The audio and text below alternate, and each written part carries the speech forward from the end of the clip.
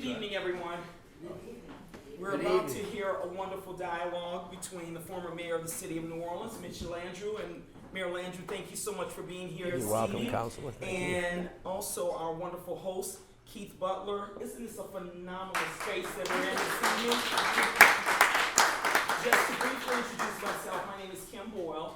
I am the chair of the Homicide Research Center, and we are thrilled to have all of you here as we tell you a little bit more about our work and also hear this wonderful discussion. So thank you for being here this evening, and I'm going to turn it over to our host, Keith Butler. Thank you. Mitch and I have known each other for quite some time, and I'm also a friend. Although, go ahead and tell him you're older than me, though. Okay. Yeah. Wiser. Yes.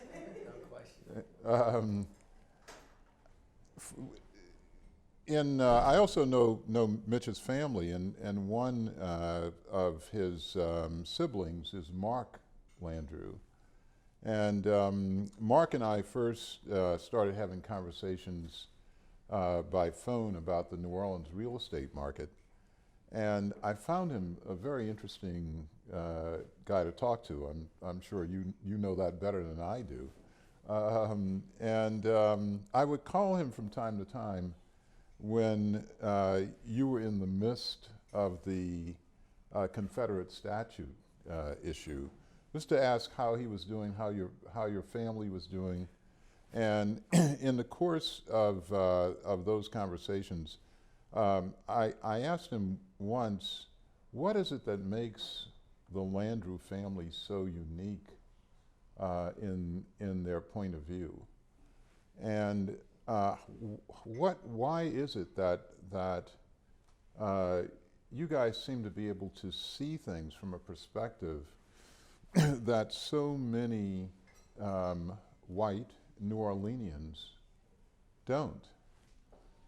And he gave me an answer that was sort of reflected in an op-ed piece in the New York Times this weekend.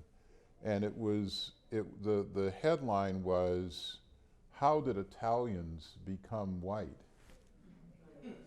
You see that? I read it. You read it? I'm Italian. Yeah. well. Partly. So what Mark said was that, interestingly enough, what he said was that your family has an Italian history despite your French last name, or along with your French last name, and that your family knows what it's like to be a minority. I can't think right now. Can we pause that for 1 second? Yeah, sure. Excuse me 1 second. Susan, come here. Oh my God. How are you doing? Me out 'cause I'm late. Oh. It's nice to see you. How are you doing? You know I adore you. Oh my God, I cannot believe you're here. Wow, I couldn't miss Oh this. my God. All right, I'm sorry. I'm sorry. Like one of the most spectacular human beings in the world. Do y'all know Susan? Do all of y'all know Susan? Oh my God. All right. I'm not saying Queen Bee's not great, but Susan Taylor is like way up there. It's so nice to see you. All right, go ahead. I've lost my thought. You were talking about the article about when did Italians become white, and Mark was telling you about our Italian heritage. I was also talking about that I thought about my conversation with Mark reading Brent Stevens' article, because he talked about your family's connection to the New Orleans Italian community, and the oppression that he has, the stories of oppression that he's heard told by your grandparents, maybe, and your mother's side of the family, and that gave him, he thought that gave your family a unique insight into what it feels like to be a black New Orleanian. Does that Does that ring a bell with you as well?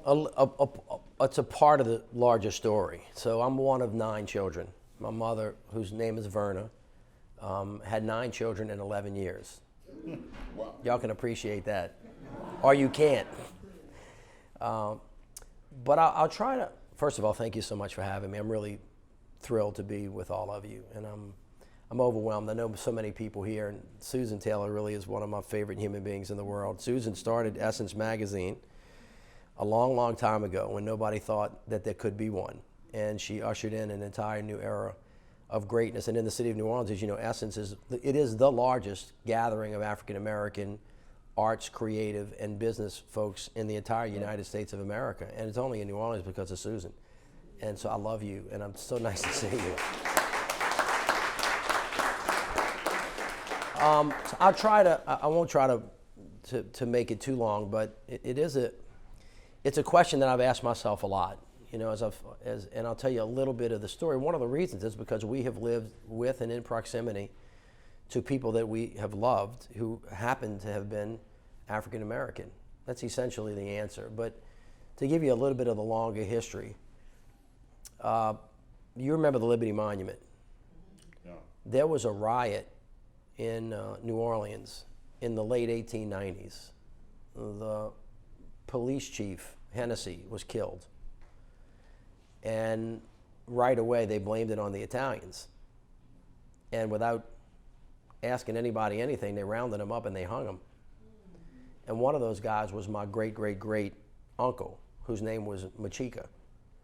And my grandmother's grandfather was a Machika, hailing from Sicily, kind of through Malta and came over. So when people look at us and they say I'm blonde hair and I'm blue-eyed, or blonde hair, blue-eyed devil to some people, you've heard that talk before. That is kind of part of our history, and throughout our family stories, that story has been told over and over and over again. And of course, if you have any Italian heritage and Irish heritage, what they all seem to have forgotten is they were at the bottom of the barrel at some point in time. And the Bret Stephens article was, when did they become, you know, better than everybody else? When did they started acting white supreme and white nationalist? Which is a general issue. When anybody gets a little bit of money in their pocket, sometimes when they want to hang on to it, they got to keep everybody out, and you got to build a gate, and you got to push other people down. And guess what? Nobody in the world is immune to that, irrespective of the color of your skin or where you came from. So when everybody in the country politically says something like, oh, look, we got this covered because demography is going to change stuff, and in 2040, when brown people and black people are a majority, the country is going to be more socially just. I'm saying not just because when you saw this with the Irish and the Italian, every immigrant community that actually grew up, the wealthier people got just like everybody else. So although we're all different, we all kind of the same. Or we all have the same tendencies, so let's say that. But as you jump forward a lot, actually the more thorough answer to your question as it relates to my family, I can't say why we're so different, because we don't feel different. Like we just are the way we are. And so I actually gave a talk last night at Loyola about this Jesuit priest whose name was Father Toomey. He was a white guy. And back in the 30s, 40s, and 50s, he was out there talking about social justice. He was talking about racial integration. And even the Jesuit priests were like hammering on this guy saying, you gotta be kidding me. So Kim, you may not know this, but out of Toomey came the Social Center at Loyola for Social Justice, where Bill Quigley came from and that Ted Quant came from. So you know the generation of these folks. But here these Jesuit priests pushing the social justice thing in the Deep South, and they getting pushed back from everybody. And Toomey was the voice out there in the wilderness. Now my daddy was born in 1930, and Dr. Francis was born in 1931. Dr. Francis was from down on the bayou, right around Lafayette, where they have okra gumbo. They serving you good gumbo tonight. This is kind of where it all comes from. All right, French, Acadian, African American, lots of people intermarried. You know what the color scheme looks like. It's black, it's a little bit tanner, it's high yellow. It comes all the way down and it starts looking real white, but it's not, because all you need is your 1/32. So when you were talking about, you know, how black is black, Right. like if you have four grandparents that are of African descent, you are like black. But if you just got one dot, you somehow black, and depending on where you are in history or where you are in time, you either want to be or you don't want to be. Because people are pass along. So that happened all over the South all this time. But so my dad's born in the 30s, Norman Francis was born in 31. They don't know each other. Norman Francis, does everybody know who Dr. Norman C. Francis is? Does everybody know? All right, you don't know? Okay, Dr. Norman C. Francis, you will know now, is a great American hero who was the longest serving president of an HBCU, Xavier University, that produces more spectacular students. I'm not going to say Harvard because you're all here. But they produce more African American doctors than any other university in the country. And it is a spectacular, and he dedicated his life, although he graduated from law school. So Norman finds himself coming from, and his brother was a bishop, and they're a beautiful family. But Norman finds himself at Loyola. And in 1952, 53, now they're a little bit older than Dutch, but not a whole lot older. But Ben and Norman were the two first African Americans at Loyola Law School. And on the first day, my daddy meets Norman Francis. Now, my daddy was a poor white kid that lived on a street called Adams Street, right across the street from the cemetery, in a house that was 18 feet wide and 60 feet deep. His mama had third grade education, and his daddy worked for what was a precursor to Nazi, and turned the lights off and on the city, and had a fourth grade education. And my grandma ran a little store out the front. My daddy grew up sleeping in the storeroom. And he had one brother named Joseph. And somehow they got themselves to Jesuit on what they used to call poor boy scholarships. And my daddy got to Loyola. He had a good pitching arm. In 1946, his team won the National World Series. And he was going to go, he was a good pitcher. But he hurt his arm when he was at Loyola, and he couldn't play anymore. But he and Pascal F. Calagero, let's try to remember that name, and Norman Francis were the same age. They went into the JAG Corps because that's how they paid them way through college. And my daddy tells a story that when he met Norman, he befriended Norman right away. And I asked him, well, he was the only black guy in the school. Well, why did you befriend him? He said, I don't really know. He said, we like bumped into each other, and we had an immediate affection for each other. And we became dear and personal friends, to the point where I think Norman could maybe be my daddy. I told my mother that. She didn't appreciate it. But if you know Norman and Timmy and his kids and Kathy, all of his kids. So anyway, I'll talk about that later. But he and Norman become bestest of friends. And if you know Norman is a gloriously handsome human being. Plus he's brilliant and he's lovely. And he met a woman named Blanche Francis, and my father met Verna. And they got to be like best friends. Now, they also got to know a guy who was a young Italian kid from the 8th Ward who was poor as rat, named Pascal F. Calagero, Pascal Francis Calagero, or Calogero, who was really rich, deep Italian. He was from the 8th Ward, didn't have two nickels to rub together. And at that time, lawyers that are here today, none of these kids could get a job in any nice firm because they wouldn't hire anybody. If you were Italian, or you were black, or you were a poor white kid, basically lived across the street from the cemetery, you weren't going to work. If you graduated from Tulane and you were a blue blood, even if you were an ignorant little dude, you were getting a job that paid you a nice little, you know how that is, that talk about passing, that's what used to happen. So my daddy and Pascal started a little law firm where my brought more people. They started a law firm right across the street from the kitty shop on Broad Street next to the Bone Ford Company, next to Ern's Food Market. Remember we were talking? And Norman decided not to go into law. He got captured by the nuns at Xavier and became kind of on his way. And over the years, the end of the story, and I've got to go back, is Norman became the head of Xavier. My daddy became mayor and secretary of HUD, and Pascal Calagero became the chief justice of Louisiana Supreme Court. So when you think about how we got informed by the relationship that Norman, my dad, and Pascal formed. And when my dad finished, and he told me this last night because I was giving this speech. When Brown versus Board of Education came down, he remembers hugging Norman, both of them hugging in excitement as law students, said, God, it's finally over. Because when they were young law students, they were like, oh, it's done, it's finally over. Father Toomey taught them. So what they heard about race, now why they heard Toomey and they didn't hear all of the other Jesuits and all the other white people that lived uptown that were he still can't answer the question except to say that when he was walking on Adams Street, his mom and daddy had always told him to be fair and that people were nice. And he remembers to me that as a little kid, he just intuitively thought that what he saw was not fair. That his mama kept saying to be fair, but when he got on the bus and people weren't being treated right, or when people were being referred to on the street in a different way, he remembers thinking, well, that doesn't sound fair. That doesn't sound right. Now, he just practiced that out throughout his life, and then Norman reinforced this notion that when all the white people that he was hanging out with would say things about African Americans that you've heard many times. African Americans don't like to work hard. African Americans are not smart. African Americans don't love their country. All he could think about was Norman, who was smarter and faster and better than everybody else. And he and Blanche, when they got married, started having children just like my mother and father. And every one of their children, although they have a couple fewer, we all line up evenly. So Michael and Mary, David and Melanie, Mitch and, well, Timmy, we put him someplace. Timmy's in there. You know this, Timmy's all, if y'all know Timmy. And I wound up living with Timmy. So Timmy's here, and then Mitch and Kathy Francis. If you don't know Kathy Francis, Kathy grew up to help run the USTA. She's spectacular.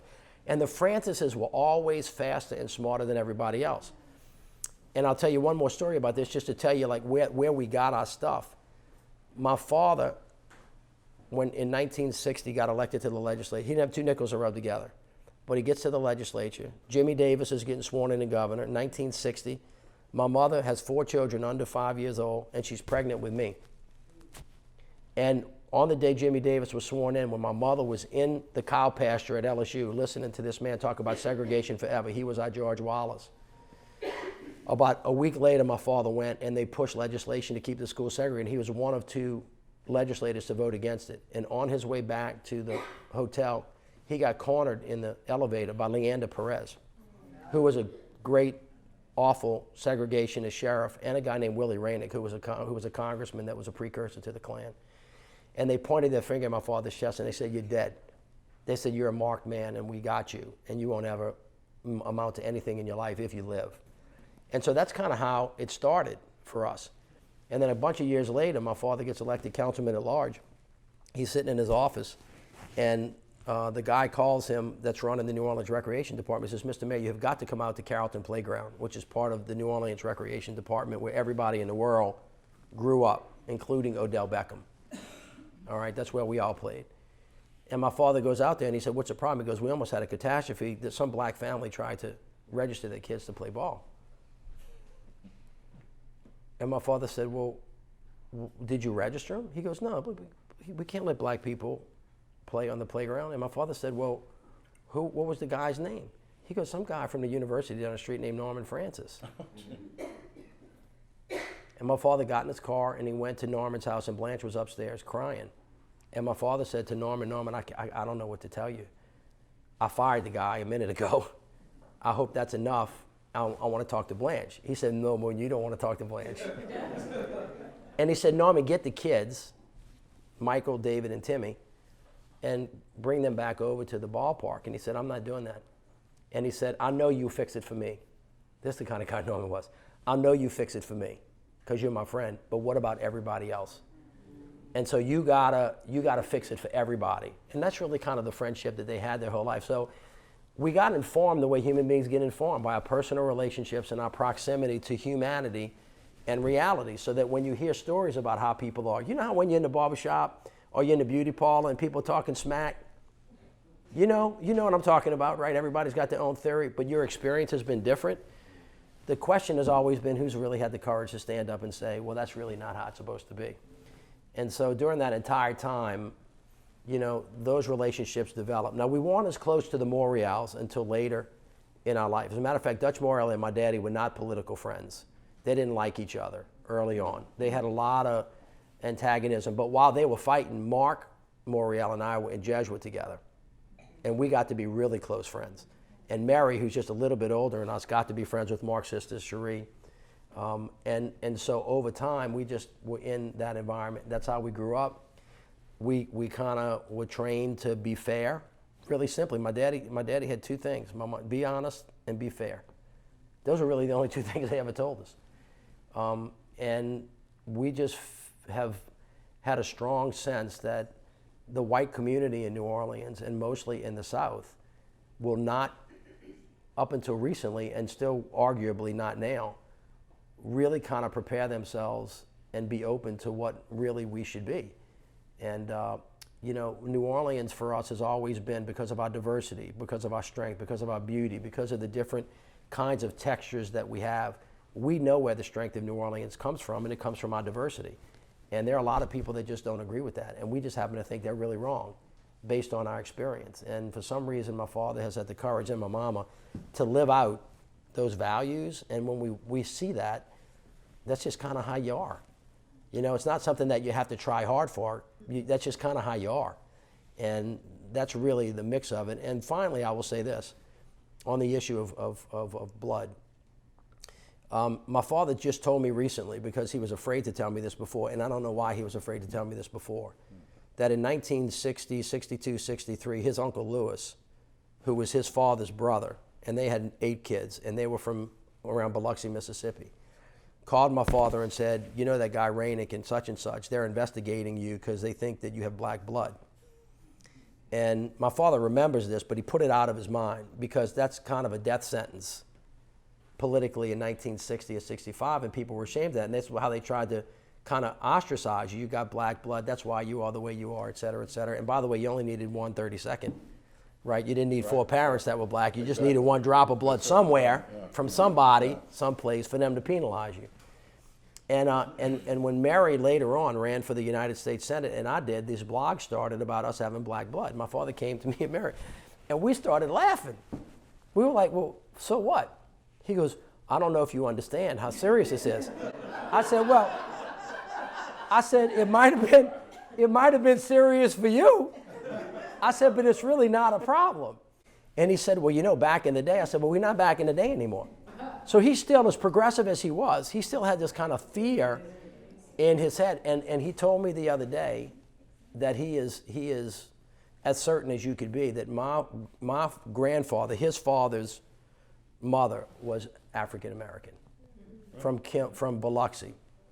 That she married a white guy, but he doesn't know whether she was Creole, or what her level of ethnicity was. But he said, so when people say that to you, the answer is yeah. And I said, I'm so happy. I said, that's not a big surprise, right? We had you at Sicily. Yeah, no. So if you think about, I know, but I guess all of us are this way, especially if you're from the South. This is how you look when people hang out on Sunday at Congo Square when you're not supposed to be there. This is how jazz got made. This is how gumbo got made. Everybody is all part of it. And people in the South that tell you that they're not, that's just not true.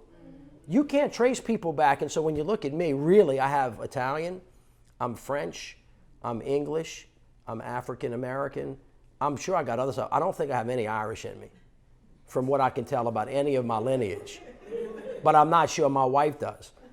But you can't, if you go look at Norman Francis, you can look at Norman Francis and say, well, you don't have 4 African, you're not a descendant of 4 African people either. You can't be. And all that getting together produces people that look a little different. And skin tone and skin color, not just in the South, but after the diaspora, after the enslaved people were freed, when everybody left the South and went and took their genius and their art and their culture and their music and their intrinsic value to other parts of the country, all of that culture spread as well. And I was talking to Keith earlier about just thinking about how much we lost as a country when that value, that intellectual capital, that raw material, that raw talent left the South, or never got curated at all because people didn't have an opportunity to develop their God-given skills, how much this country has lost. And so to end this very long story, my father, when I push on him, and I said, why did you do that? Because you got a lot of praise for being courageous, for protecting Norman. My father, who's not, he's not an overly arrogant guy, but he's self-confident. He's you gotta be when you're the mayor of a city. But he said to me in a very humble way, he goes, really, I didn't do it for Norman. He said, I did it for me. And I said, well, walk me through that. He said, Norman was my friend. I loved him. He loved me. I enjoyed being with him. And when they said Norman couldn't be with me, they were taking something away from me. They weren't taking something away from Norman. They were taking something away from me. And if you wouldn't have known Kathy or David or Timmy or Michael, your life would have been less too. And he's completely right about that. And I think the country has really missed that salient point. That some of it is for justice, there's no question about it. And the country has been wrong about this. And we've never reconciled with it. We've never confronted it. We've never gotten to the other side of it, white people in particular. But there's an argument to be made of enlightened self-interest here that the country's never considered either. And what the loss has been, because we don't have more Thornton Dials, or we don't have more Jesmond Wards, or we don't have more Ta-Nehisi Coates, or we don't have more of, what everybody in this room represents. And my family, we just kind of been in it from the beginning as a matter of enlightened self-interest as much of justice, truthfully. There are a couple of segregation thresholds that I remember as a kid who grew up in New Orleans. And one of them was in 1971 when the governor of Louisiana, John McKithen, came to St. Augustine to make a speech to the school to recruit LSU's first black football player. The sort of companion to that was that your dad had been elected mayor in 1970, I think. In 1969, but he took office in 70. Took office in 70. And so 1970 would have been my September 1970, my senior year in high school. And so much, in a sense, seemed different, principally because your dad had broke with the previous mayor, who was a segregationist mayor, Victor Skiro. Yeah. And then there was this sort of break with the tradition of SEC schools not recruiting black football players. So the high school that I went to, and Silas Lee went to, and Greg DeMar, who's over there, You can call it. Go ahead, tell him. You can tell him. St. Augustine. St. Purple Knights. I went to Jesuit. He doesn't want to say it, but I mean, he just has had about 40 of its graduates play in the NFL, and 40 graduates go to Harvard, Yale, or Princeton. I mean, it's a very unique school in that regard. But then, when we were at St. Aug, all of the athletes went north to play for schools that would allow them to play, as opposed to LSU, Alabama, et cetera, that would not. And so the transition from Victor Skiro to your dad as mayor, and this invitation suddenly from LSU, the second one conspicuous because of the sort of entertainment factor of football. But the first one, your dad being the mayor, completely changed the sense of opportunity for black residents of New Orleans. I clearly remember. Yeah. Well, there's a reason for that. Yeah. They had the African American population continued to grow in New Orleans. In that race in 1969, I'm not going to remember all of the candidates, but my dad was in that race, and essentially he got into a runoff with Jimmy Fitzmaurice, who really is a beloved guy today. But back then, he was for the white people, and my father was the black candidate. By the way, in New Orleans, for every mayor's race, whether it's two white guys or a black girl or a white guy, somebody's the white candidate and somebody's the black candidate. True that? When Bill Jefferson ran against Sidney or ran against Memorial, one of them was a black candidate, one of them was a white candidate, because it didn't have much to do with them. I can get an amen on that, right, Silas?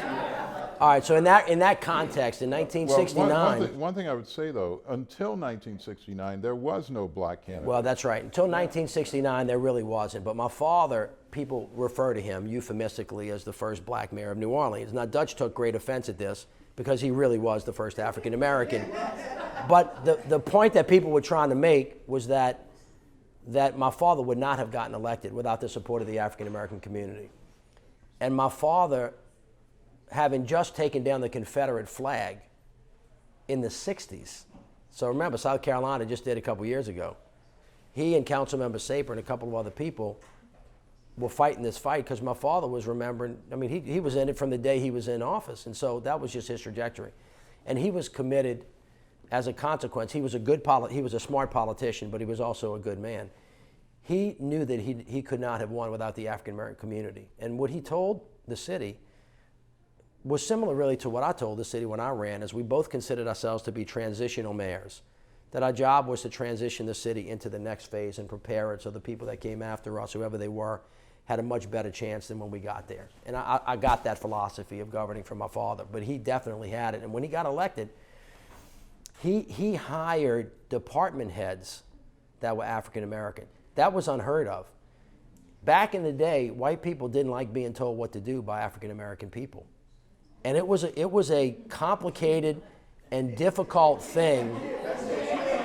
Well, back in the day. Or today. Well, and today, but the complication with just, it's not like you go in and you say, these are my department heads, they're out because these are my people and you're in. On the race issue, he remembers vividly the difficulty that he had to go through. And so his first African American department head, as I recall, was Pete Sanchez. Now, those of you who are not from New Orleans, you don't know who he is, but Silas remembers him, and Kim, you would remember him. And I think that he was the head of the Department of Sanitation, was the first. And then my father, much to the chagrin of white New Orleans, continued to appoint African Americans to top positions all the way to the chief administrative officer. And the first African American chief administrative officer for the city was Terrence DeVerney, who my father, when he went to Secretary of HUD, actually made him his number 2 person in the entire country. So my father began to transition power, not just token appointments, but real power to African Americans, and saw himself as having responsibility to generate the next leadership of African American talent in the city. Now, he is not solely responsible for that, but the mayor has a lot of power in terms of who they give contracts to, how you build wealth, whether or not you favor people or not favor people. And so I think that they would tell you, if you talk to them, that Mayor Bartholomew, Sidney, Don Hubbard, Sherman Copeland, they were all youngsters, like 22, 23, 24 years old, who were given opportunities because of opportunities. And what started to happen is the African American community began to really understand that a transition was in play, and the white community really understood it. And my father, we talk about this a lot now because we don't have anything to do anymore, either one of us. So, and I'm always trying to test his memory of what happened when he was there. And he said, when I started trying to integrate Mardi Gras, which was an all-white at the time, all of the Mardi Gras crews were men and they were white. All of them. They didn't have Bacchus and Endymion and Nix. They didn't have anything. And my father went to Rex, which still has a high opinion of itself, and said, you don't have any African Americans in your club. And they say, yes, we don't, and we don't intend to. And he said, well, I need you to integrate your club. And he goes, Mr. Mayor, we're not going to do that. And he goes, well, I think you are. And he goes, you can't make us. And he says, you're right. He goes, you're right. But you can't make me give you a permit to parade either. And even if you do have a permit, when you pass by Gallia Hall, I can assure you that usually when there are 1,000 people there, nobody will be there. So that was the first half of that negotiation. Here's the second half. He had to go to somebody to get them to integrate it. So he went to Charles Teamer, Dr. Charles Teamer. He went to Dr. Norman C. Francis, and he went to Bob Tucker. And he said, I need y'all to go to Rex for me. Now, if you've never been to Rex, it is aesthetically pleasing to the eye, but it is not like a whole lot of fun. But they did it anyway. And they came back. And my father said, how was it? And they said, if you ever make us do anything like that again. But that's kind of how we did it. And every time my father got invited as the mayor to a party at anybody's house, anywhere, he said, I will not come if you don't invite other people from the city and you don't have African American guests. I will not attend your party. And so he put the weight of his office and his personal thing behind. Forcing is not too strong a word, but certainly saying we are going to live the way that we talk. We're going to walk the walk and we're going to talk the talk. And even though they got a tremendous amount of pushback, it worked the way that life is supposed to work. And then shortly thereafter, in the next race, Dutch ran. And then there really was not another white mayor in the city until I got lucky enough to get elected, which was a mistake because the Saints won and nobody was paying attention. And so I just got elected the next day. You remember that, Sal? What is your sense for, this is intuitive, I guess, for how the percentage of the white community that has become enlightened and grown into today's world? Well, I think it feels bad right now. I mean, right now, for the people who are watching this, we are in late October of 2019 in the second decade of the 21st century. And it's supposed to feel a lot better than it does. But the Trump presidency has opened up, I think, a lot of painful sores that people thought were closed after President Obama's election, which leads you to believe that the country has not gotten nearly as far as where it needs to be. And as a matter of fact, we're clapping back, but this is not a surprise because it happened after the Civil War, after Reconstruction, after the Black Codes, a little bit of progress, clap back again, Civil Rights Movement, clap back against Obama, oh God, we're done, no, you're not. So it's in that context. And I would like the people from New Orleans to contradict me if you think, if you're in New Orleans, at least to me, it feels like most people in New Orleans get this, although there are pockets of resistance that are still there, but they're not in power anymore. And this is kind of the lesson I learned on the Confederate monuments. Katrina hit, it destroyed the whole city. We're trying to build the city back. It's hard to build the city back the way it was because the city wasn't perfect before Katrina hit. We had lost a lot of steps. We had made a lot of mistakes. We had a high level of poverty. The schools weren't working. The murder rate was still high, notwithstanding the tremendous work that Memorial did to get it down to low. It was going back up. And too many kids were killing too many kids. And so when we rebuilt the city, I kind of helped the people of the city think about building it back the way it should have been if we would have gotten it right the first time. Not building it brand new, not putting it back just like it was, but let's really think about what makes us special. And to me, it was our diversity. And so we had rebuilt a goodly portion of the city. We built 33 schools, we built 13 libraries, we built 16 pools, we built a new airport, we built 3 new hospitals. I mean, the city really, it got a real juiced reconstruction after having laid fallow for about 5 years after the storm. But as 2014 came, and I had just ended my first term, I started thinking to myself, how am I going to encourage the city to do better? I mean, how are we going to stay on this, not yelling at each other for little stuff and stay on big stuff? Because Katrina did make us think like we were all going to die together or we were all going to live together. And I'm not saying we put down race completely, but we really kind of got focused on getting stuff done and not getting caught in stupid stuff. Or as General Landrieu would say, get stuck on stupid. And so I asked, I thought we have our 300th anniversary coming.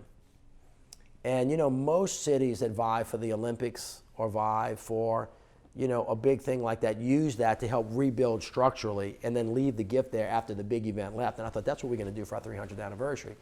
But I didn't want to do this by myself. And so I called Wynton Marsalis, who I grew up with. And I said, man, I know you're a good trumpet player. And he said, well, thank you. But I knew Wynton's really a historian. Music's just his medium. Actually, just like Memorial. Memorial's a great elected official, but the dude's a historian. And if anybody's had the pleasure of listening to him talk about history, he really knows what he's talking about. And you know, cities can be pieces of art. They, you know, when I ran, I kind of thought this is I'm going to fill it in as a piece of art. It's an orchestral piece. And Wenton kind of sees orchestral pieces as stories to be told. So I asked him to help me curate the 300th anniversary. What would it look like? How would I keep the people excited? And by the way, when I got elected, and Silas can confirm this because he's a great pollster, I won 65 out of 66 precincts in the city. And I got almost the exact number of white votes as I got black votes. That's never, ever happened before or since. It's only happened one time, because the second time it did. The second time it was a little bit less. But I had the white community and the black community behind me because everybody wasn't seeing race, weirdly enough, because I think we were in agony. So when I asked Wenton to help me, you know, do this, I remember exactly where we were because he had played at the Sanger the night before, and he was staying at the Marriott on Convention Center Boulevard. We were in the Starbucks. I thought it was curious that Wenton was staying at the Marriott. I thought he stayed at the Ritz, but he was at the Marriott at the Starbucks. And he says to me, he says, "Hey man," he goes, "I'll help you, but I need you to do something for me." And I said, I was getting ready to leave. And he said, wait, I wish I would have left. I said, "What do you want?" He goes, "I think that I'll help you with that, but you need to take down Robert E. Lee's monument." Now I'm a smart politician, and I'm pretty fast. And I said, "You lost your damn mind. Why would I do that?" Because what I was thinking about was, I'm trying to do this big whole 300th anniversary thing, and I need everybody helping me. I'm not trying to pick a fight. That's a fight. That's not a little fight. That's a big fight. That's a, you know, so, and I said, because I thought, well, maybe he don't know what he's talking about because he's a trumpet player. I'm like, Wenton.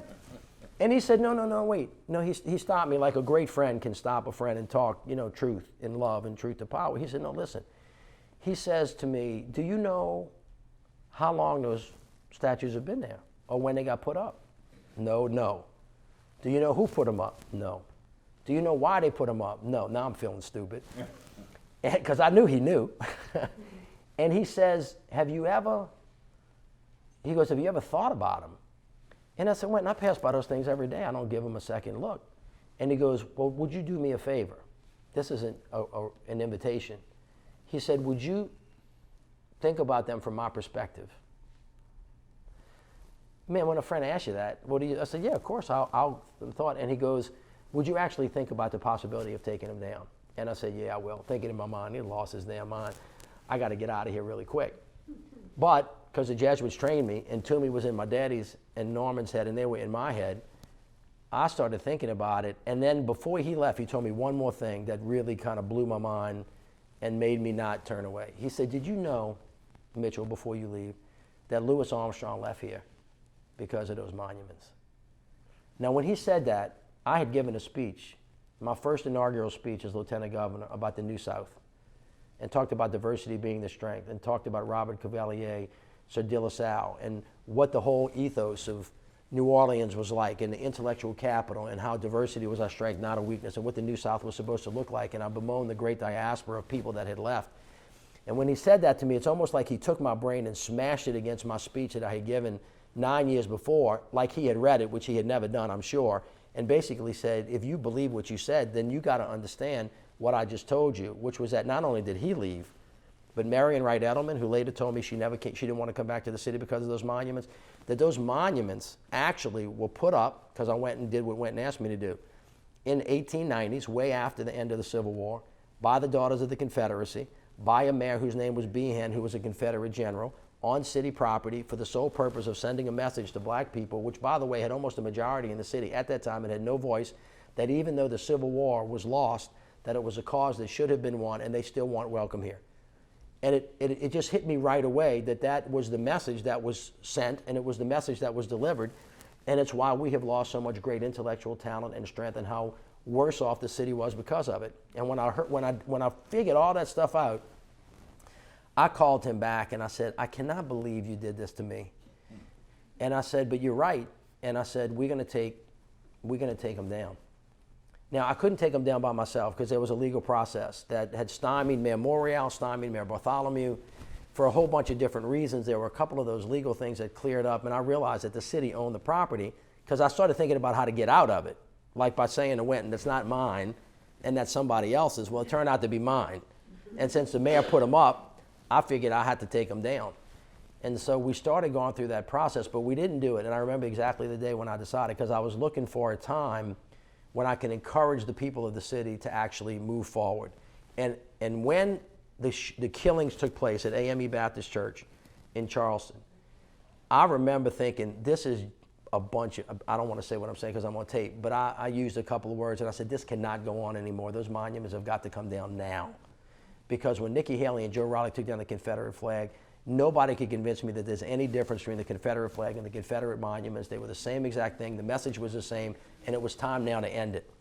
The political mistake that I made was I was absolutely certain that everybody in the city was going to be with me to say, you know what, now is the time. I was wrong about, I wasn't, the people in the city were always a majority in favor of taking it down, but I was a little bit taken back by how about 25 to 30% of the white people in the city were so adamantly opposed that they decided to go to war. I also didn't anticipate that white people that were not from New Orleans and not from Louisiana and not from anywhere close to here thought that they controlled space that were owned by the people of New Orleans who happened to be African American. That startled me too. And by the way, that got my back up because the people of New Orleans have a right to do whatever the hell they want with their own property. And so we decided to engage in that battle. It took 2 years. It took a bunch of different hearings on the state, local, and federal level. It took 7 lawsuits and 13 judges, but we got permission to take them down, which was, again, I got to where, oh my God, I finally have it done. Well, you know what? I learned about de facto, right, and de jure segregation, and I found out what that really meant. Okay, de jure meant the law's on your side. Now think about this. It's 2018, 2017, 2016. I'm a white guy. I'm the mayor. I got a lot of power. I just told you that I rebuilt the city with the help of a lot of people, and we spent billions of dollars. I got cranes all over the damn city, okay? And I put an RFP out to take the monuments down, and nobody shows up. So I get on the phone, I start calling people like a good mayor would. Say, hey, Mr. So-and-so, aren't you the contractor on that? And is that your crane out there? Well, can you please? Oh, no, no, no. Oh, no, no, no, no. Oh, no, no, no, no. So I'm starting to figure I don't have any power. Even though I'm giving away contracts, I got nobody. Now, normally when you give contracts out in the city, contractors are lining up in your door to try to help you. Now, you can't let them help you, but they always want to help you. But when you called them and needed them just to bid on a contract in a legal open process, and when the first one showed up, a couple of weeks after that, they had their car bombed. I could not find a damn crane. I'm not kidding you. I could not find a crane. And I couldn't find a crane operator to the point where I was calling people in Florida and in New York and mayors around the country to say, look, so eventually what we had to do was raise money privately so that we could protect the personal security of people. Now, we eventually wound up finding, actually, a couple of crane companies, and one of them was an African-American owned company that was somewhere in and around New Orleans, but we couldn't tell people who they were because their lives were being threatened. And we had to raise the money privately so that we could actually do it that way. And when we started taking them down, people complained to us because we took them down at night. But they told me that we took them down at night because we were afraid. Now, okay, we're taking the monuments down, so we're clearly not afraid. You know, we knew that we were walking into the lion's mouth. The reason we took them down at night was because when we did a security check, the FBI, the DEA, the U.S. Marshal, all the people that do security for the president and for big events said, there is a clear and present danger that people are going to get hurt. And by the way, snipers can't see us clearly at night. And so that is why when you see us taking the monuments, and we actually had snipers ourselves, and the people had their faces covered because their lives were threatened. The only one we took down during the day was Robert E. Lee. And the reason why we had to take that down during the day was because that circle is circled by cables from the streetcar, and we couldn't do it safely. And when we started to take it down, that thing was supposed to be taken down at 8 o'clock. I gave a speech that afternoon at 3. It was just actually poetic poetry at this point because I gave the speech 10 feet away from where Jefferson Davis was laid to rest in Gallia Hall. But when I started giving that speech, explaining to the country why I did it, the reason why you can actually see the Robert E. Lee Monument coming down the same exact time I was giving the speech, which actually turned out to be kind of a interesting story, is not because we were so smart at planning that stuff. The reason it stopped is because we couldn't get Robert E. Lee down because they were flying drones and trying to stop it, and they had put sand in the gas tank of the crane. In other words, people really were moved by what it is that was happening. So when you step back and you ask yourself, Now, come on now. This is in the city of New Orleans. This is not in some rural parish in some other southern state. The great, diverse community where Robert E. Lee never stepped place, and New Orleans, that was a Union town. Why are they fighting so hard? What do they think that they're losing? And that was the question that really reverberates and really comes true to today, that there's a real sense that something's being taken away from people and that they don't want that to happen, and it's scaring them to death. That is my assessment of what's going on across America in 2018 and 2019, and why President Trump has gotten so much gas in his tank. Now, shame on him for exacerbating it and making it worse and giving it voice. But he's not doing anything that we haven't seen in Louisiana. We saw it in '92 with David Duke. We saw it with Jimmy Davis. We saw it back in the day. So it doesn't surprise us. What surprises us is that it made it to the highest office in the land. And I think what it's demonstrating to us as a community is that this is a fight that's not even close to being over. And this is a fight that has to be won every day. And it can't only be won with fighting voter suppression or gerrymandering. It can't only be done with you gotta win it like in the hearts and minds and souls of people on the ground in kindergarten, at the playgrounds, in the churches, in the schools. And I'll end this long answer with this thing, that St. Aug is all black right now, and Jesuit is almost all white. Now, these are two Catholic schools, and they graduate great product. By the way, LSU was smart to start it because they would have missed Leonard Fournette if they wouldn't have started recruiting from St. Aug a long time ago, and Tyrann Matthew. But still in New Orleans, we, as multicultural as we are, when we hang out at the Jazz Fest together and we go to Essence and all that stuff, the two best boys' high schools, and most of all the girls' high schools, that are Catholic or in some sort, they're private and they are mostly still segregated. And that's a real, not to say there are not some exceptions to that rule, but as a general rule, maybe Brother Martin, maybe Ursuline a little bit, but every other school that you think, maybe Lusher, maybe a little bit of Ben Franklin, but the 60 other schools are either all African American or all white with a little bit of pepper or salt, depending on which one that you happen to be in, which means that, yeah, we've come a long way, but we still got a long way to go to find the beauty of what integration can bring to us.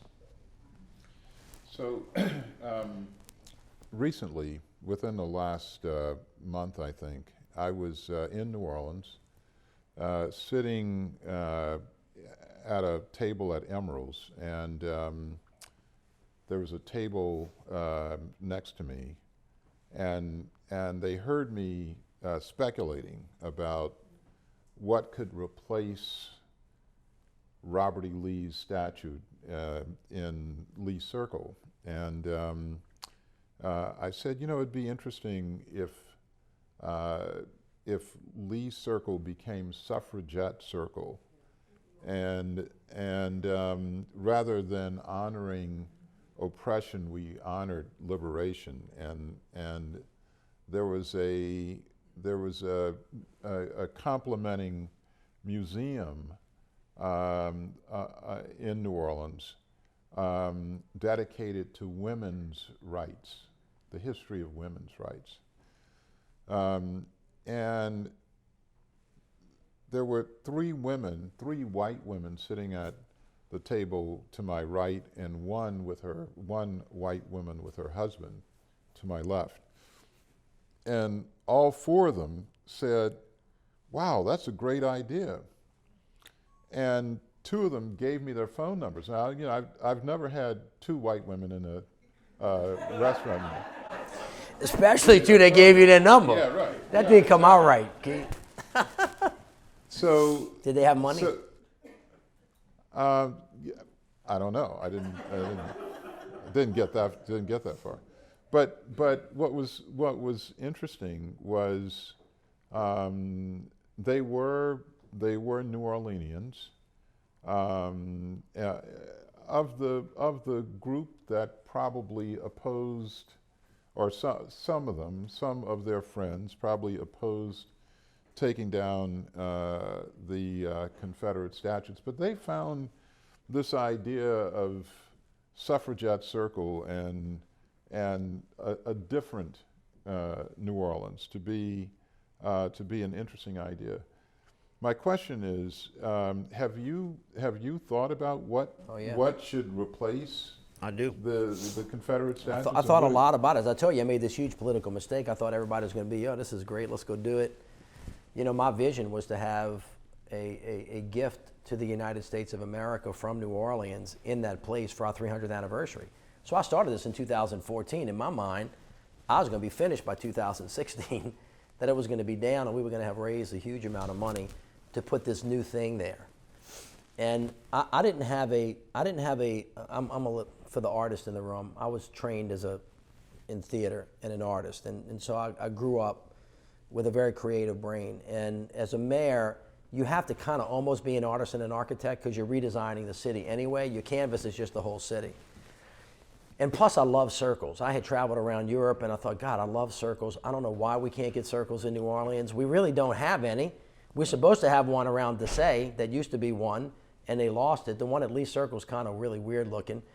And we could have a couple of other things, and I just thought Washington, D.C. was beautiful, and Paris, and Rome, and Venice, and that ought to be what we're doing. And after Katrina, I thought to myself, oh, my God, you know, the world came and saved us. They gave us a lot of money. And we promised that we would use all of that money well, and we would give back to the country the gift of what it looks like for people who were in pain and agony through their resilience to stand back up and through diversity actually reflect to the United States of America the best values of who we are as a country out of many one. And I envision that space not being an uninviting space, not having something there that says you don't belong here, but something that invites everybody back in and a demand generator. And in my mind, I can't tell you exactly visually what it would look like, but I can tell you what elements it would have. It would first be water, because water is life-giving and it's life-taking, and every New Orleanian understands the effect of that. It would have metal, it would have stone, and it would have light, and it would reach to the heavens. And I just thought it would be a big, beautiful, inviting thing that didn't exactly represent any particular person. Now, when I talked to Sybil Morial, I had a lot of conversations with a lot of people. And Sybil, before I took him down, wisely said to me, you know, like my mother would, young man, you know, you might want to think about just adding to rather than taking away. Which was really interesting, because then you get, well, who are you adding to it, and how do you really curate it? And oh, by the way, there are no women on any statues anywhere in New Orleans. So that whole debate's got to be had. This isn't just about color, it's about gender as well. So finding a particular person, like the easiest thing to do is just call it Leah Circle, after Leah Chase, right? Anyway, when something interesting happened, it didn't happen the way I thought. And I left office with the key to the hidden away place where I put these 3 monuments that I hope you will never see again for the rest of your life. I did have to give that key to the new mayor. She's got it. But when we took them down, all the people that were for not taking them down were upset because they thought I was going to leave them outside. Until I said to them, well, hell, they've been outside for 110 years. So like, what? Talk about being delicate. So anyway, they someplace else. But what actually happened, and this is very interesting, that pole where Lee was is empty. And the place and the mantle that Jeff Davis has stood on is empty. And people go by there and they stand on it and they make their own art and they take their own picture. Or they come by and they look at what's not there. So Ernest Gaines, who has written about this a lot, about what's not there, passing fallow ground that people see as an empty grass lot, and then writing a lot about what his memories were, about what were there, imagining what could be there. This is kind of a piece of working art all the time. And I actually, as much as I like to say I planned it that way, of course I didn't, because I told you I wanted to replace it, but it has not been bad for people to actually leave that thing fallow, for them to look at and to imagine really what could be. And I'm hoping that the mayor, her name is LaToya Cantrell, first woman mayor of the city of New Orleans, first woman African-American mayor. She's got her hands full right now because a hotel fell and it's a very bad situation. And if she ever has time to breathe, can help take the city through what's next. And it doesn't really matter. I don't want to say it doesn't matter. It needs to be something that reflects the richness and the beauty that New Orleans has to offer the rest of the country in whatever iteration that might be. And to find a beautiful artist from the South that hopefully is a person of color to actually make that into just something that the rest of the country, as soon as they see it, will know that's New Orleans. Just like the Bean in Chicago or the Arch in St. Louis, that space ought to be our space that reclaims our history about who the hell we were, because they took it from us. Because when those historians, and forgive me for the historians that are in this room, mostly white people who represented Daughters of the Confederacy accused us of taking history, I accused them justly, and this is the harshest thing I said, and I meant it because they deserve it, that if their job was to protect our history, that they are guilty of historical malfeasance. Because New Orleans was founded in 1718. That wasn't put up until 1890. And that whole thing had been laid out and developed based on a whole bunch of stuff that was over in Europe, and it was beautiful. So they stole the name, and they stole it and labeled it something that wasn't even reflective of who our history was, because New Orleans was really a Union town. The Union soldiers were actually there, and Robert E. Lee never stepped foot in our city. The dude wasn't even from there, okay? And so this is part of what's wrong in America right now. And so I told Keith that I'm starting for longer discussion further today, a National Institute for Racial Reconciliation. And without going through the whole thought of it, what we learned as that travels around the South is one of the things that's wrong is people don't really know their whole history. And the reason they don't know the whole history is because the story has been told wrongly, meaning small parts of it have been told, and little parts of it. And people who you think might be quote unquote racist, or really maybe, but they're ignorant too. Ignorant meaning unknowing, because they haven't been taught. Some people still think Columbus discovered America. Now, I'm not joking, they really do. And you go, well, wait a minute, let me walk you through this. That 2,000 years before Columbus was even around, there were folks at Poverty Point in Louisiana, and so that's America now, and they were there, so he couldn't have discovered America. Are we together? Yeah, but. No, there's no yeah, but about that. And I don't even think he got to us. So anyway, there are things like that that are in our head that we've listened to over time, and so we have to change the narrative by telling the real story about what really happened in a thoughtful, open way. The second thing we have to do is we have to train young leaders to teach them specifically how to go through all this agony that we went through and try to do it better. And the third thing we have to do is do the kind of research that Amistad does and take from the greatest value that things like the Amistad Research Center presents, so that those stories can be used to direct policy. Because essentially, here's the quick truth. That America is the way it is because we designed it this way. It is actually designed this way. Gerrymandered districts, voter suppression laws, redlining, all of these things have been designed this way, and they function as they were designed. Segregation in schools. So if we don't want it that way, we have to redesign it. So when you begin to talk about it like this, and then you start talking about words like white privilege and teaching people what getting the benefit of the doubt means and what it doesn't, or instead of using the word reparations, fixing what you broke, or cleaning up what you messed up, or if your house was not designed appropriately and it fell, making people who did that fix it that way. Hopefully American citizens over time will say, yeah, I kind of understand that.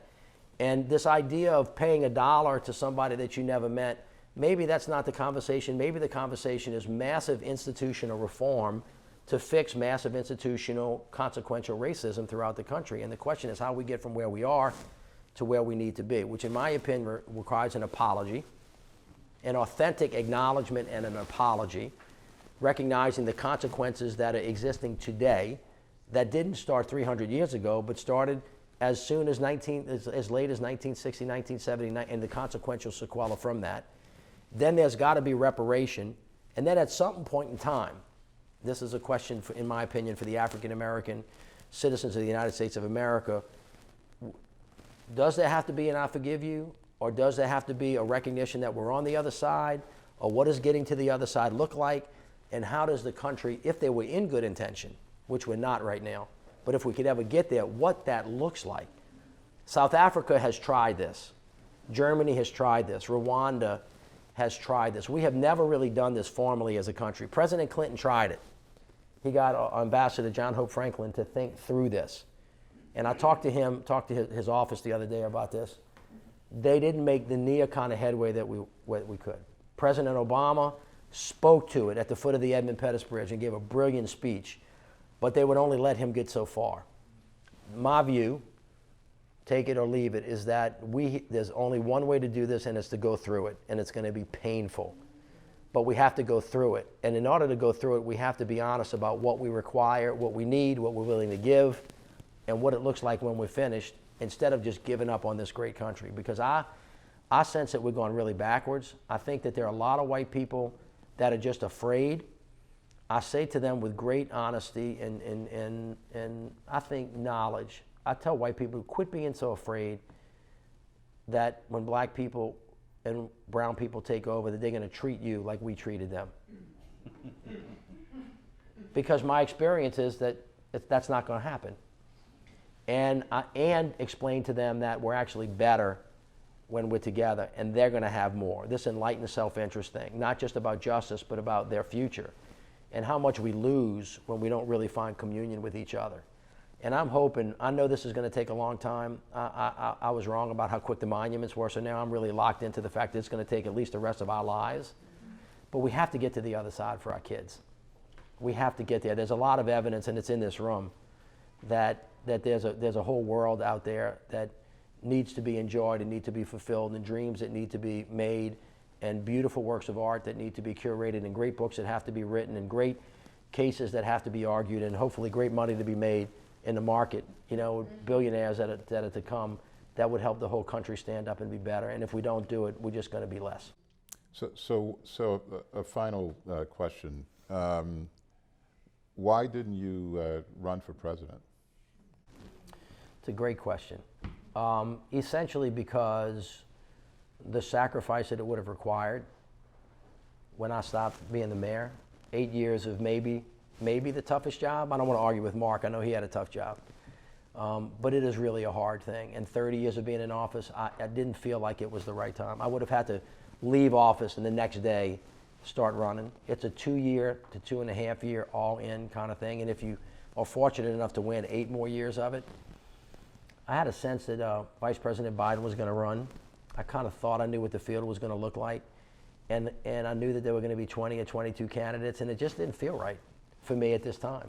And so you never say never. I don't know if I'll ever do it. I don't know if I'll ever be in a position to do it. But it was a gut check, and I just really kind of thought, based on what my family's needs were and after what I had asked them to do, that it wasn't really the right time or the right thing to do. It's hard, you know, you look back on your life and you think about decisions you made and the decisions you didn't make. You know, the triggers that you pulled and the ones that you didn't. And you got to just do what's in your heart and in your mind at the time and pray that you did the right thing. Sure. So that's why I did it. Mitch, thanks. You're welcome. Thanks so much. Thank you.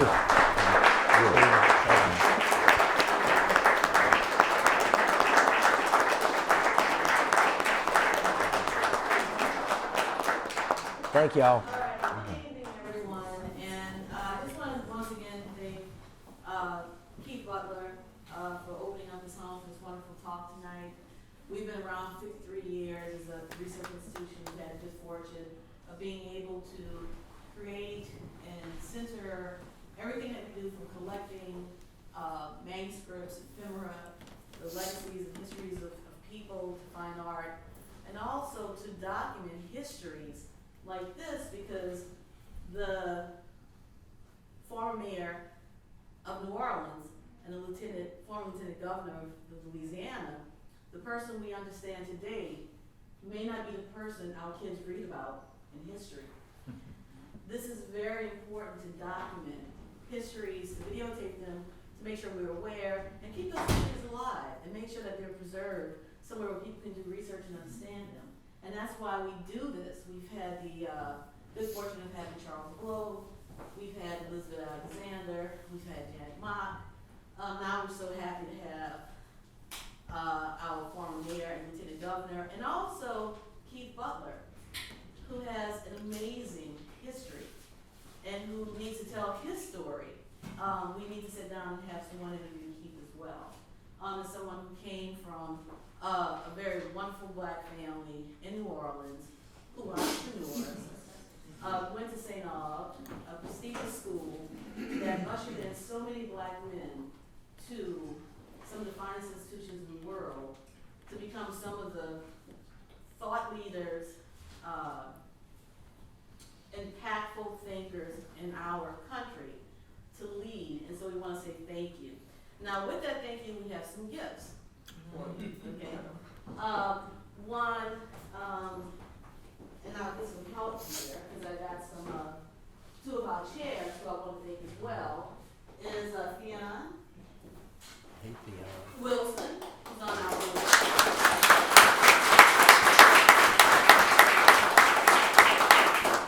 And Jackie Mock, okay? And we want to thank them.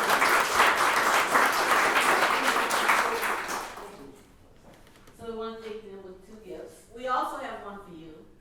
Thank you. And another person we wanted to thank was Nancy Lane. You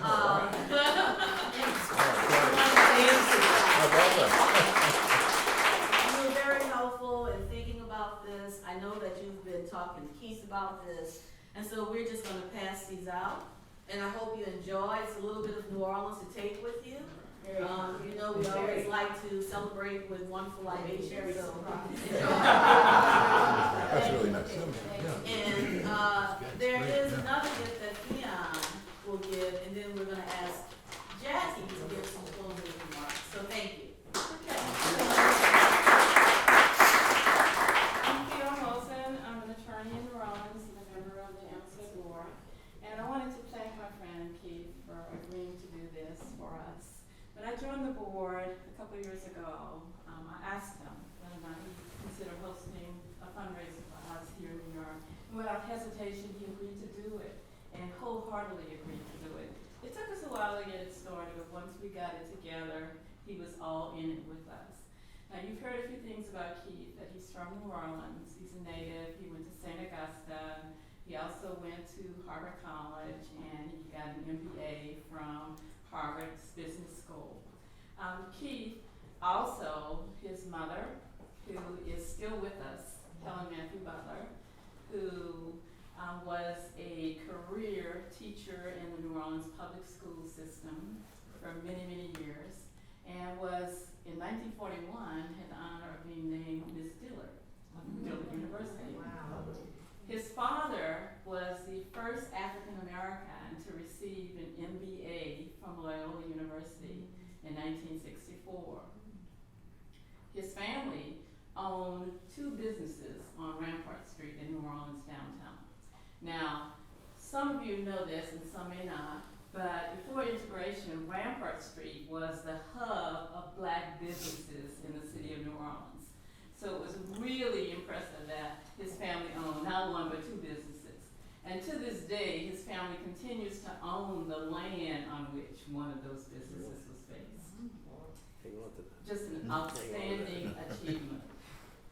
And Keith is the proud father of a daughter. Her name is Zoe. And she is a freshman at Harvard College this year.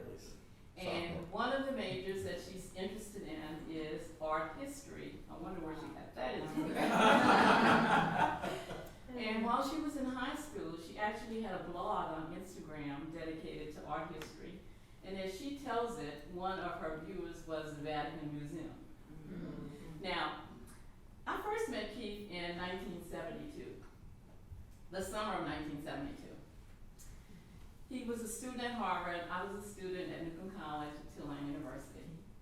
And in the summer, he came to New Orleans when he came home because he came to find me and meet me. And that was because in the spring of 1972, I had been selected by Glamour magazine as one of their top 10 college women.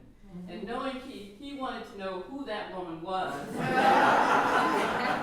And so we became friends and have remained friends since that time. So I asked him to tell me some things about him in terms of describing him so that I could share with you tonight. One of the things he said was that he was a journalist, and as you could see based on the interview tonight, he clearly was a journalist, and he actually worked as a journalist for a while. And he also described himself as an amateur historian. Well, looking at this place, you know where that's coming from. And then he described himself as an amateur campaign manager. Now, let me tell you what that reference was. Aside from the fact that he was very active in the campaign of Sidney Bartholomew for mayor of New Orleans and was successful, he also managed my unsuccessful campaign in in 1990 to unseat the chief judge at criminal district court. So that was a lot of fun, but that's what his reference is. Now, he's also an investment banker. Now, for many years, he's had a career as an investment banker. He started out as Howard Weil in New Orleans. Then he worked for Alex Brown. Then he moved to New York and worked for USB and Payne Weber. And he currently has his own business, and that's his investment banking business.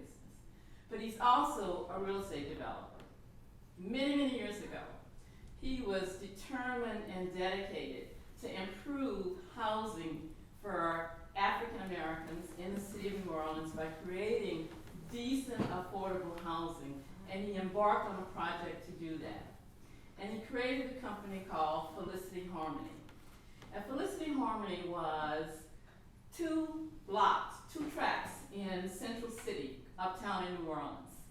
One the Felicity site and one the Harmony site, and they both were entire blocks of housing that continue to exist today, that he continues to own and manage, that still continues to provide affordable, decent housing for African Americans in New Orleans.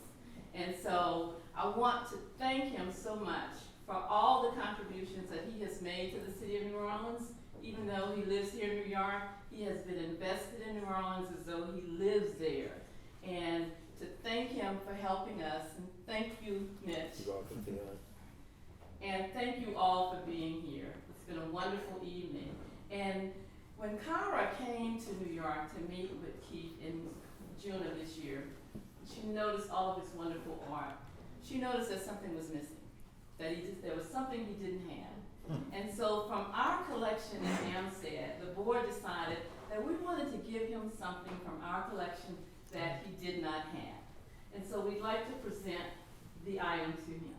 All right, so Mr. Butler, you have to open it. And before he does, I do want to do one small thing. Can we have the outside board members stand? Because Ron, Elizabeth, I'm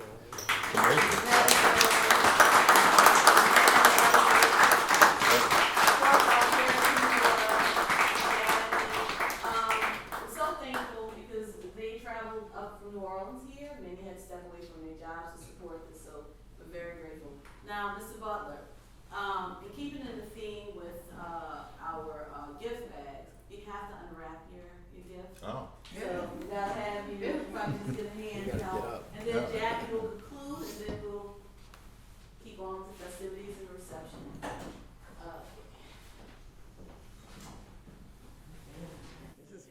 Amazing. Wow. Go to the front and Go, open it. go to the front. Okay. All right. All right.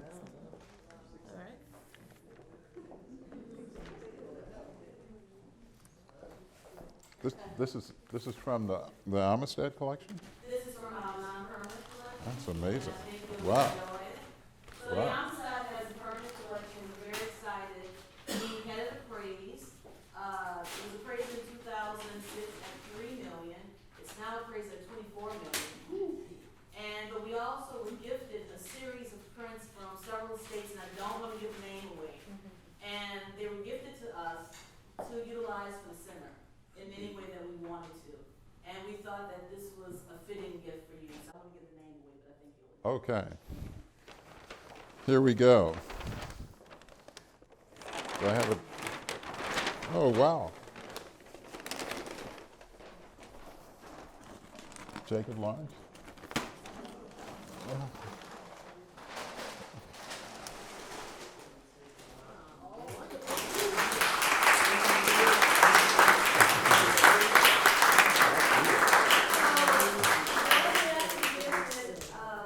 Mr. Butler, I think it's very fitting for the theme tonight.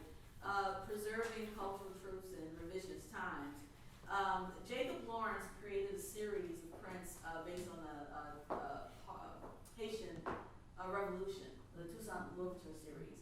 There are 41 works in total, and we have the entire 41 works. However, but the Lawrence estate made a series of lithographs, and they were given to us to utilize as we wanted. And we thought this is one called The Capture. It's when Toussaint is being cornered and captured by the French army, of course, Napoleon. And so we thought this was wonderful, and we just said thank you in honor of his support and being a thought leader and helping us think through our next steps of where we want to be an institution. And so we're indebted to you, and we hope it finds wonderful space in this beautiful home on the gorgeous collection that you have. So thank you. Of course it will.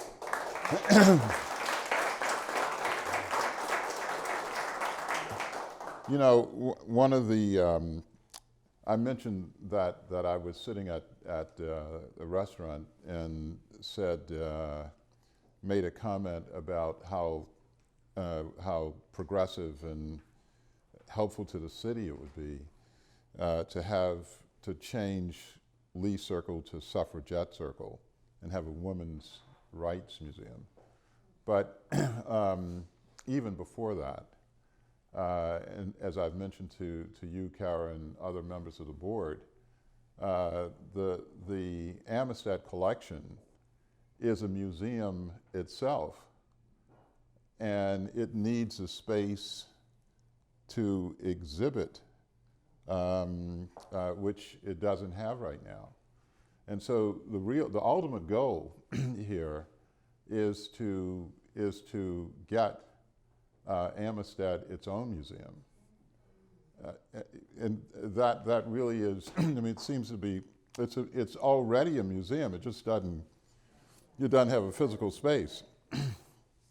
So in changing, you know, there should be a pre-Confederate statues mindset in New Orleans and a post-Confederate statues mindset in New Orleans that you have created the opportunity for.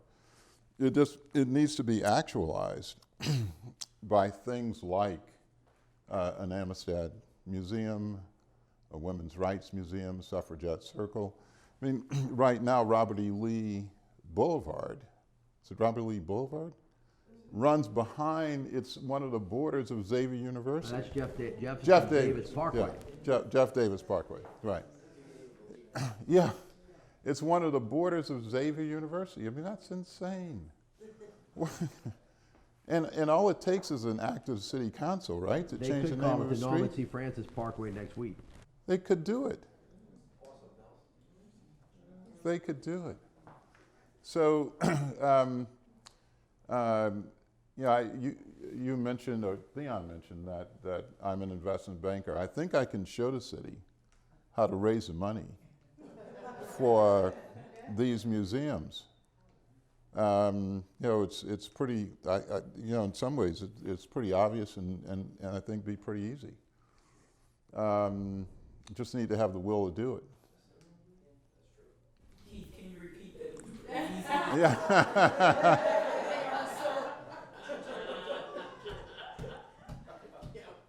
I think so. Have it on tape. I think so. I think so. Thank you all for coming, and they're waiting on us for dinner. So hopefully everyone can stay and have dinner with us. Thank you. Okay.